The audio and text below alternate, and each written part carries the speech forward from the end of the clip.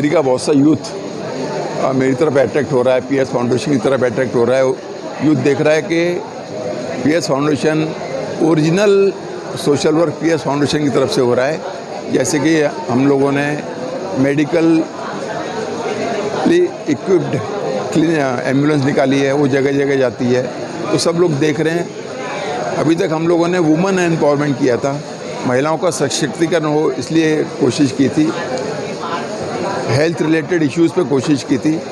तो हमारा अभी यहाँ से आगे कदम होगा कि यहाँ का अंधेरी का जो यूथ है उसको एम्पावर करना, उनके जो भी इश्यूज़ हैं वो सॉल्व करना, जो भी समस्या उनके परिवार को आती हैं, क्योंकि हमारे जो यूथ है हमारे देश का भविष्य है। सबसे पहले फर्स्ट प्रायोरिटी हमको यूथ को देनी चाहिए। उसी के तहत जैसा कि हम लोगों ने रिसर्च किया, अंधेरी में यूथ के लिए कोई अच्छी लाइब्रेरी नहीं है जहां हर तरह की सुविधाएं उनको मिल सकें। तो पीएस फाउंडेशन आने वाले समय में अंधेरी की यूथ के लिए लाइब्रेरी ओपन करेगा, फ्री ऑफ कॉस्ट रहेगी वो लाइब्रेरी। इसमें यहाँ का यूथ उसको यूज़ करेगा और आगे बढ़ेगा। इससे मैं यूथ का मेरे प्रति प्यार मानूंगा और इजी एक्सेस हूँ मैं। मेरी कोई अपॉइंटमेंट लेने की किसी को ज़रूरत नहीं है। मैं हमेशा हर मीटिंग में बताता हूँ कि आप लोग डायरेक्टली मेरे पास आओ, किसी भी मिडिल मैन की आपको ज़रूरत नहीं है। डायरेक्ट मेरे से कनेक्ट करो। जो भी प्रॉब्लम्स हैं अगर सॉल्व हो सकेंगे तो उनको ज़रूर सॉल्व करूँगा, अगर नहीं हो सकेंगे तो ना बोल दूँगा। आप लोग को आपकी समस्या के लिए बार बार आना नहीं पड़ेगा। एक बार मुझे समस्या बताओ, हम लोग सॉल्व करते हैं उसको। मैं सच में मैं तो ये बोलूँगी, हमारी टीम को धन्यवाद दूंगी। मैं जैसे पहले भी बोलती हूँ कि पीएस फाउंडेशन एक परिवार जैसा है। पहले भी बोला था, आज भी बोलूँगी कि वो हमारी स्पाइन है, हमारी रीढ़ की हड्डी है। और पीएस फाउंडेशन जो प्रदीप शर्मा सर ने जो ये खोला है, तो उसमें मुझे ये सौभाग्य मिला है कि मैं महिलाओं के साथ जुड़ूँ और आज यूथ के साथ भी हम लोग आज बैठ के हमारा इंटरेक्शन हुआ, बहुत ही अच्छा लगा।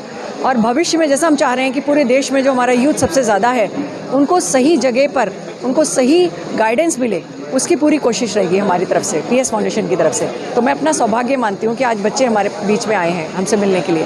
धन्यवाद। आज सबसे पहले मानूंगा कि आज महाराष्ट्र दिवस है, महाराष्ट्र डे है। आज ही के दिन 1960 में मुंबई महाराष्ट्र में सम्मिलित किया गया था, इसलिए इसको महाराष्ट्र डे मानते हैं। लेबर डे फर्स्ट में मतलब labour day international labour day के नाम से भी है। अगर यूथ मेरे साथ ज्वाइन होता है तो आगे आने वाले समय में हमारे देश का, हमारे राष्ट्र का भविष्य डेफिनेटली अच्छा होगा। नहीं, बहुत सही लगा वैसे तो इनफैक्ट, बट मेरा फर्स्ट टाइम था, अच्छा नॉलेज मिला मुझे। सेकंड टाइम आने की मैं ट्राई करूँगी। सर हमारे लिए हमेशा खड़े रहते, कभी भी हमें उनसे कुछ भी प्रॉब्लम रहता है तो डायरेक्टली हम आके मिल सकते हैं उनको। और युवाओं के लिए अभी बहुत कुछ किए इन्होंने और आगे भी करें। इन्होंने कहा कि सर जैसे यंगस्टर्स को कोई भी परमिशन की ज़रूरत नहीं है, अगर किसी को भी हेल्प चाहिए आप डायरेक्टली सर के ऑफिस में जा सकते हो, डायरेक्टली सर से विजिट कर सकते हो। जो भी प्रॉब्लम रहेगा आप उनको बोलो, वो डायरेक्टली अगर सॉल्व करने की स्थिति में सर रहते तो डायरेक्टली वो आपको हेल्प करेंगे, और अगर नहीं रहता तो मना भी करेंगे, क्योंकि सर बहुत मदद करते हैं इसके लिए। आने वाले फ्यूचर में सर जितने भी यूथ लोग हैं उन लोगों को सब सपोर्ट करेंगे, उन लोग के जितनी भी प्रॉब्लम्स है वो सब सर सॉल्व करेंगे। जैसे एजुकेशन हो गया, देन उसके बाद जॉबलेस कितने हैं यूथ लोग आफ्टर ग्रेजुएशन के बाद, तो उन लोगों को सर सपोर्ट करेंगे। इसकी वजह से हम लोग यूथ लोग को सब लोग को जोड़ रहे हैं, तो आने वाले टाइम पे हम लोग सब लोग के लिए अच्छा ही कुछ होगा। मेरे को आज बुलाया गया था, सर ने बोला था हम एक लाइब्रेरी ओपन करेंगे, इस वजह से मतलब मैं अपने और 10-15 दोस्तों को बोला तो उन लोग को भी ये सब चीज़ में अच्छा लगा। तो सर ने कुछ अच्छा काम कर रहे, सर भविष्य में और कुछ करेंगे हमारे लिए। अभी तो एक लाइब्रेरी खोला, बाकी आगे चल के क्या क्या करेंगे। इस वजह से आज हम आए थे सर के पास, मतलब वही जुड़ने के लिए और हम बातचीत ये सब करने के लिए सर के पास। मैं तो सर ने जैसा मुझे बताया है कि वो बहुत कुछ करना चाहते हैं यूथ के लिए, जो यूथ सोचे तक नहीं है कि कोई नेता या कोई आदमी हमारे लिए जो सोच सकता है, अंधेरी के विद्यार्थियों के लिए सोच सकता है। देखो मैं आपको बताता हूँ कि माँ बाप के अलावा कोई सपोर्ट सिस्टम नहीं होता किसी विद्यार्थी का, किसी युवा का, लेकिन अगर माँ बाप के अलावा कोई सपोर्ट सिस्टम प्रोवाइड कर रहा है विद्यार्थियों को और युवाओं के लिए, वो सबसे बड़ी बात है अंधेरी की।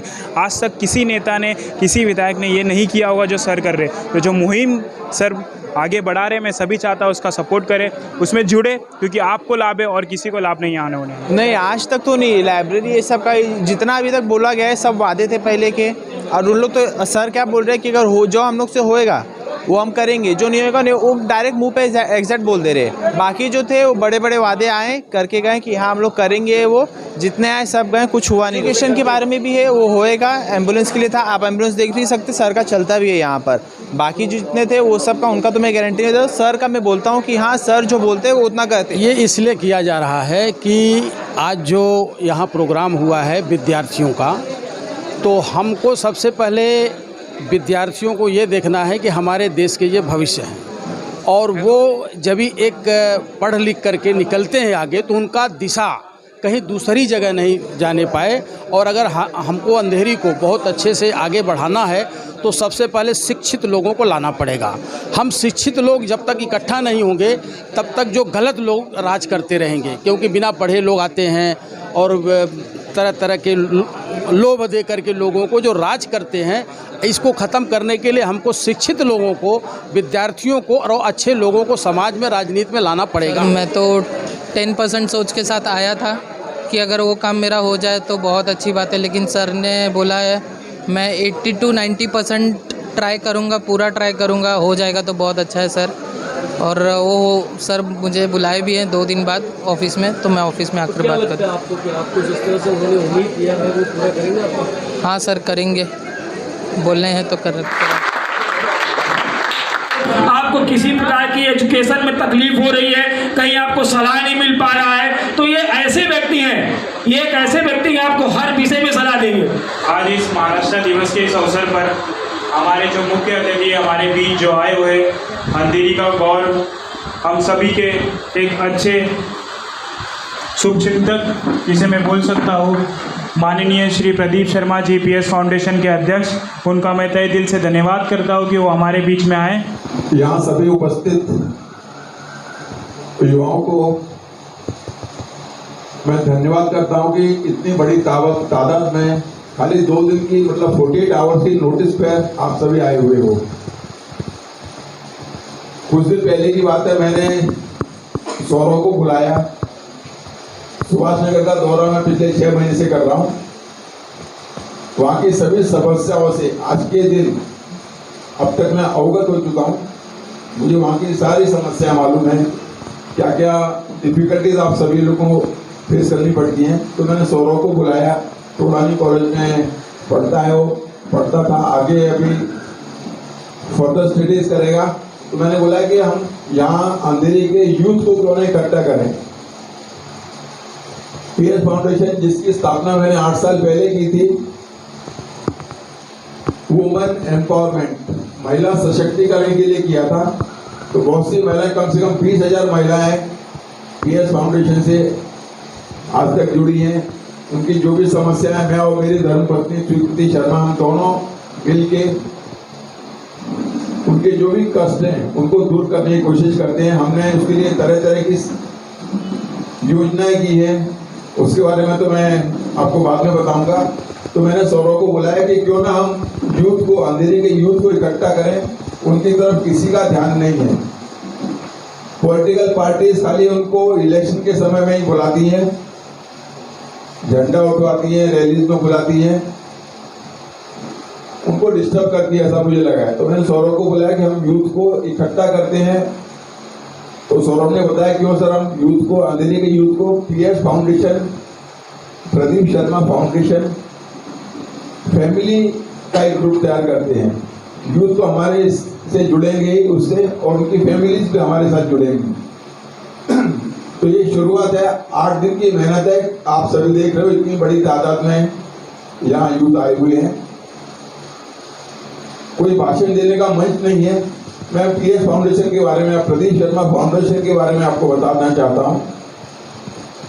प्रदीप शर्मा फाउंडेशन ज़्यादातर हेल्थ के जो इश्यूज हैं, मुंबई अंधेरी की जनता के हेल्थ के जो इश्यूज हैं उन पर ज़्यादा अपना लक्ष्य केंद्रित करता है।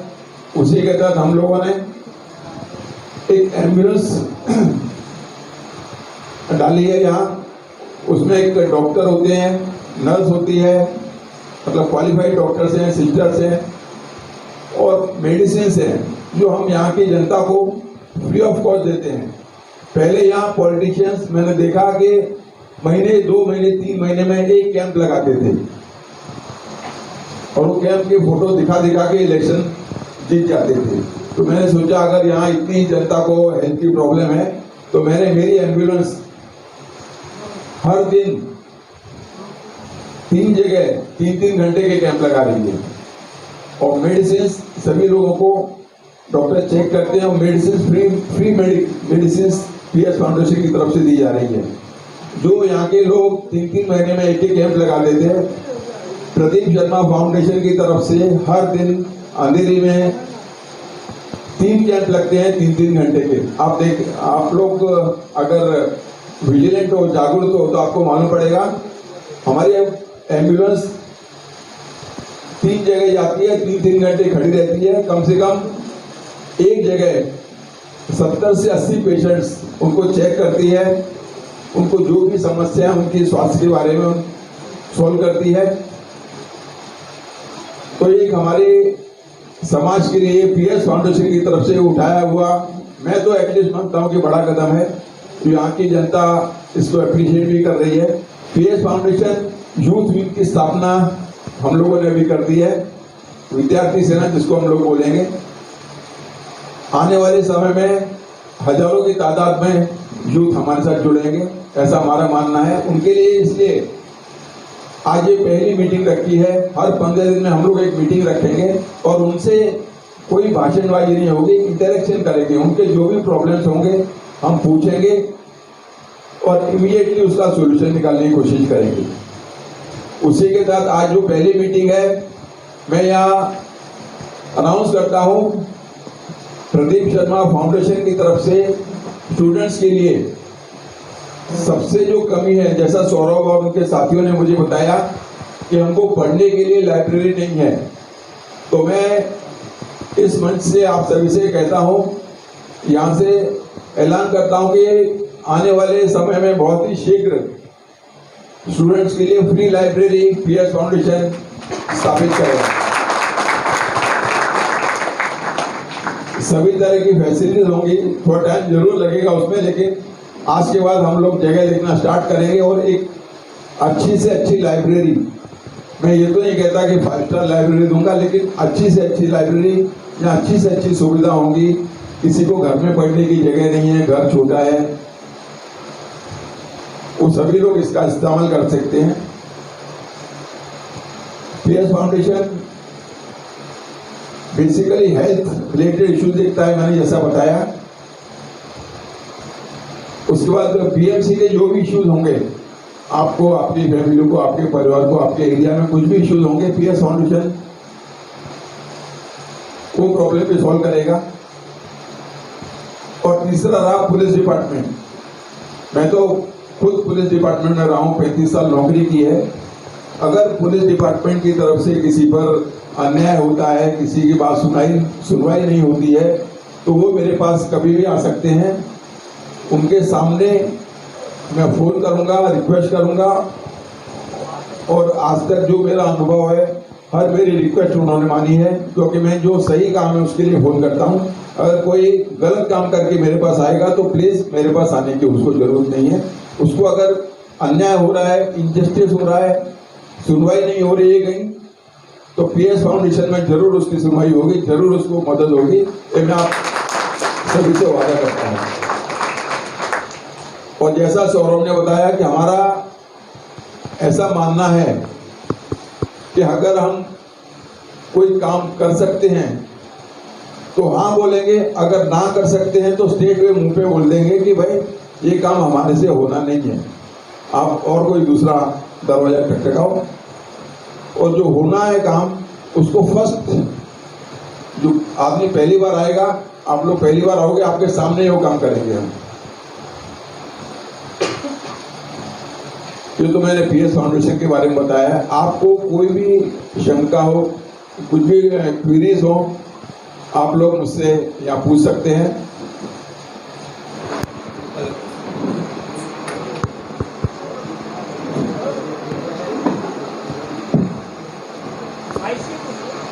हेलो हेलो, जहाँ पे हो वहीं पे माइक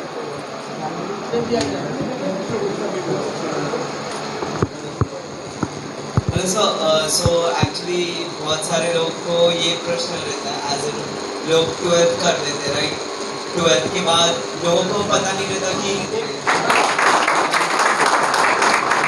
सबसे अच्छा क्वेश्चन पूछा है जो हर फैमिली में उनको प्रॉब्लम होता है कि मेरा बच्चा 12th करने के बाद 10th करने के बाद कौन सी साइड में जाए।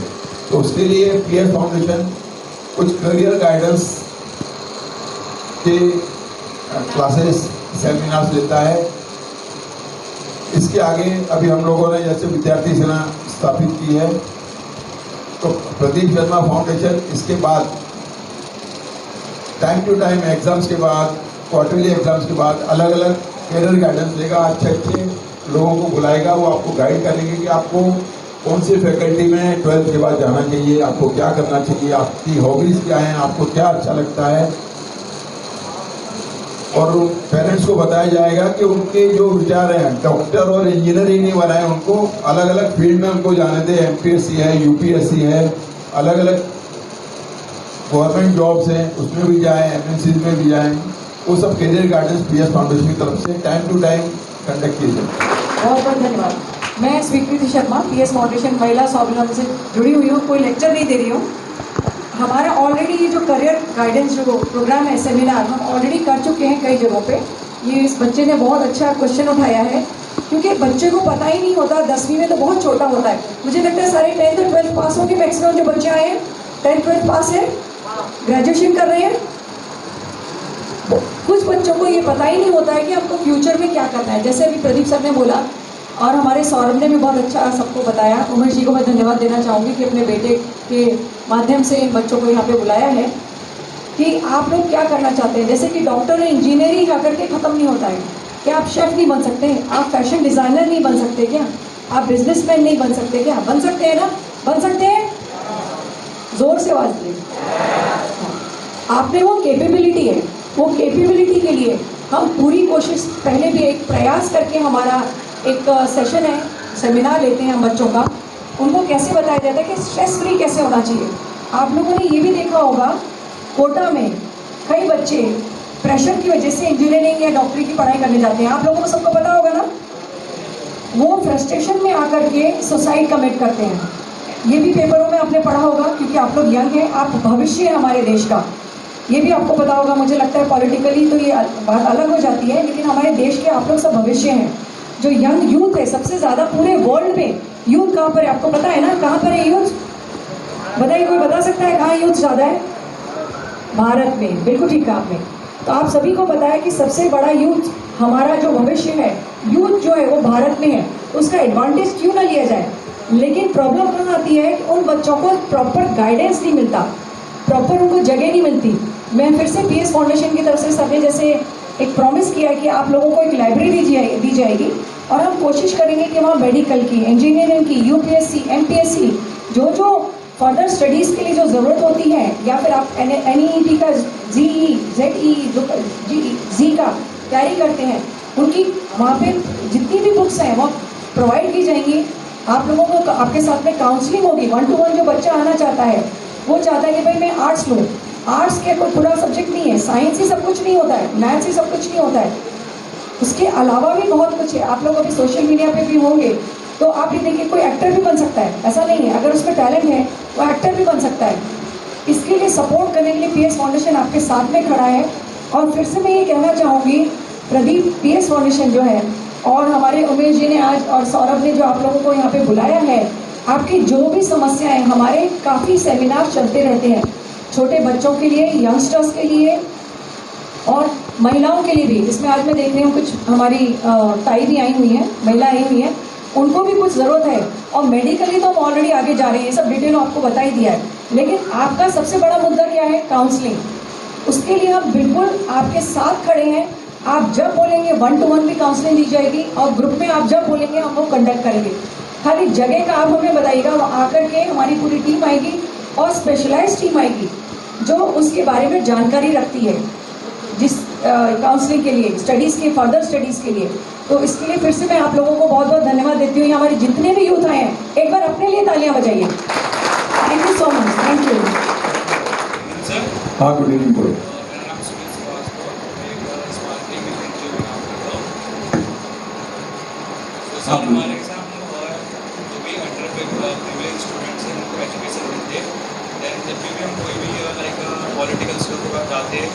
से डोनेशंस के लिए ले रहे हैं, तो वो बोलते हैं कि हमारे एडवर्टाइजमेंट कीजिए, लाइक जो कि NGO वाले लोग करते नहीं हैं ऐसा। तो इनकेस अगर हम आपके पास आएंगे तो आप हमें कैसे हेल्प करेंगे? ऐड के बारे में हम कोई आपको हेल्प नहीं कर सकते, क्योंकि हमारा NGO है जो दूसरों मतलब जो हमारा एम है NGO का वो है मेडिकल रिलेटेड जो इश्यूज़ हैं हम उनको सॉल्व करते हैं। जो डॉक्टर्स हैं, हॉस्पिटल्स हैं, सब में हमारा टाइप है। अगर किसी को गवर्नमेंट हॉस्पिटल में एडमिशन नहीं मिल रहा है, टाइम ज़्यादा लग रहा है, टाटा हॉस्पिटल में उसको लंबी लाइन लगानी पड़ रही है, तो वहाँ हमारे PS फाउंडेशन का इस्तेमाल लोग करते हैं। वहाँ से डॉक्टर को हम लोग डायरेक्ट उनसे इंटरेक्ट करके उनसे कनेक्ट करके देते हैं। डोनेशन का जो सवाल है वो हम लोग नहीं करते। इनफैक्ट तो ऐसा मैं छोटे से डिस्ट्रिक्ट से हूँ, छोटे से सिटी से हूँ, इस शहर में आया था, यहाँ आके मैंने धीरे धीरे पुलिस में as a sub inspector join करके आज जो मुकाम पे पहुँचा, सोसाइटी ने जो मुझे ये सब कुछ दिया, तो एंड ऑफ माय करियर मैंने सोचा क्यों ना मैं एक फाउंडेशन की स्थापना करूं और जितना मुझे सोसाइटी ने दिया है वो रिपे करने की कोशिश करूं।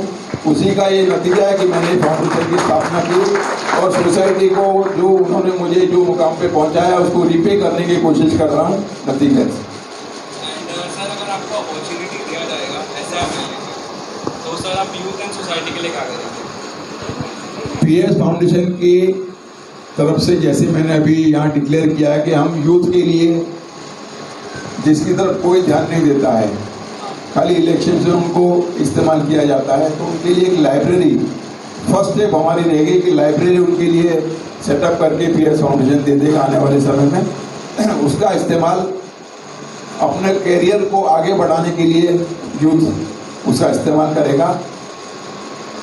अगर पॉलिटिक्स में MLA के लिए मैं जाता हूँ, इलेक्ट होता हूँ, तो मेरा सबसे बड़ा प्रेफरेंस, सबसे पहला प्रेफरेंस यहाँ का यूथ होगा।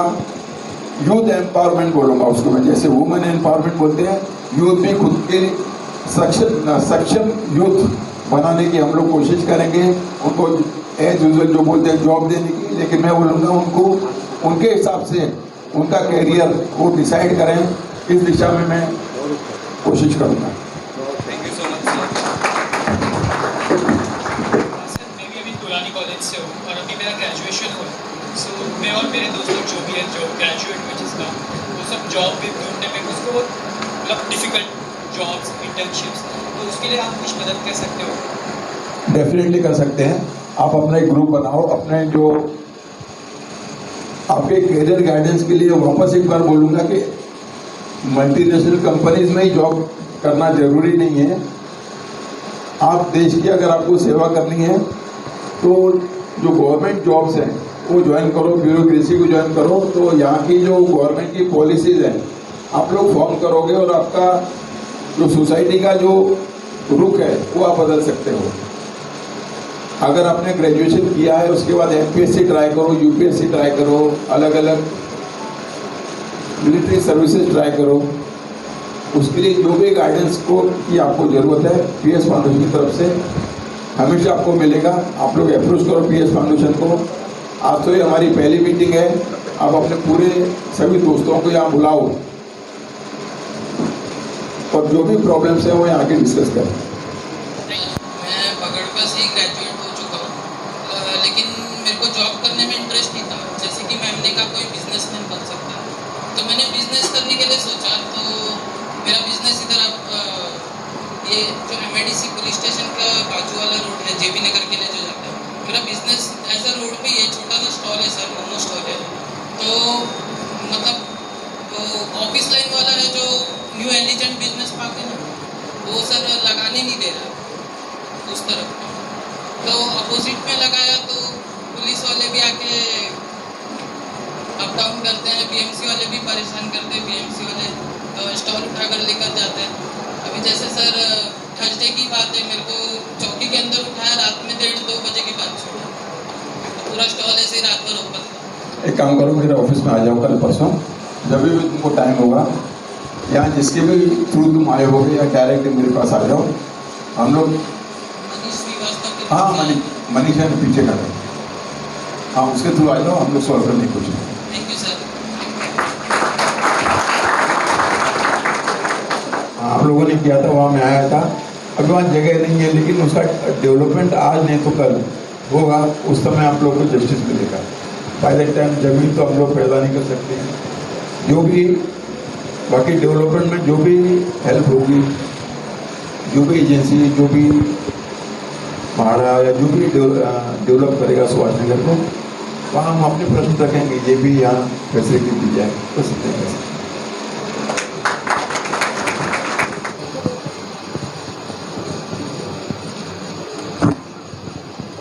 थैलेसीमिया एक बीमारी है जो जेनेटिकली होती है।